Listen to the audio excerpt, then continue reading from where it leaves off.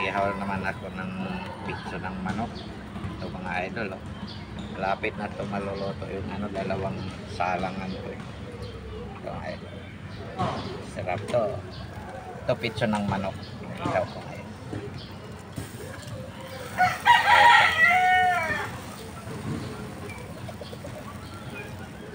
Shout out nga pala sa mga followers ko dyan, sa kanan followers, every Reels, viewer Reels. Magandang hapon sa inyong lahat. Ito po, lalagyan ko natin ang mga sangkap na pampalasa para lalong sumasarap.